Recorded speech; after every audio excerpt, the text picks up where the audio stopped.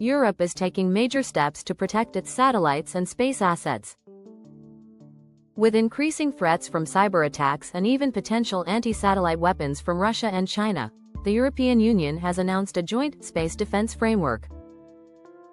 The plan includes building resilient communication satellites, creating rapid response teams for orbital threats, and boosting collaboration with ESA and NATO. Officials say space is now a critical security zone, not just for science, but for communication, navigation, and defense. This move marks the EU's bold attempt to secure its place in the new era of space geopolitics. Europe's economic engine is slowing down, and experts are sounding the alarm. German insurer Munich Re warns that a prolonged slowdown could spark social unrest in major cities across Europe. Inflation remains stubbornly high, while wages fail to keep up. Energy costs and food prices have also pushed many households to the edge. In France, Spain, and Germany, protests over living costs are already rising.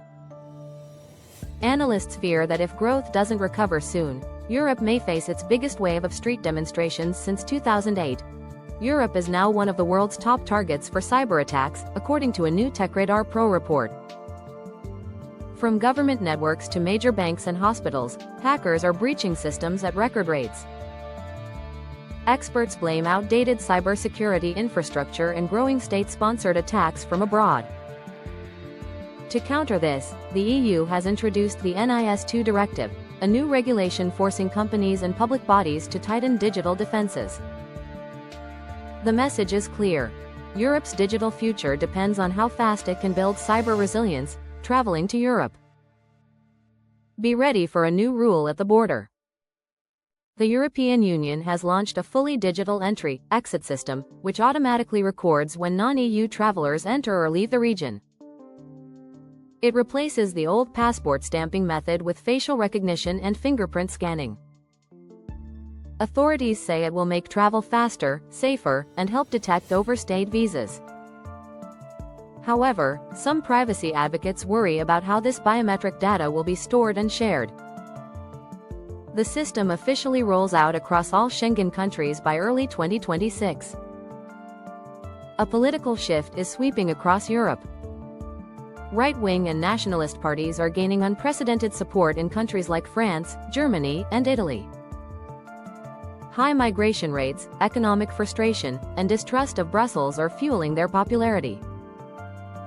Analysts say this could reshape EU policy on everything from immigration to green energy. As elections approach in 2026, Europe may face its most polarized political climate in decades, testing the very idea of European unity. Europe has endured one of the hottest summers in its recorded history. Countries from Spain to Poland have faced record-breaking temperatures, wildfires, and severe droughts.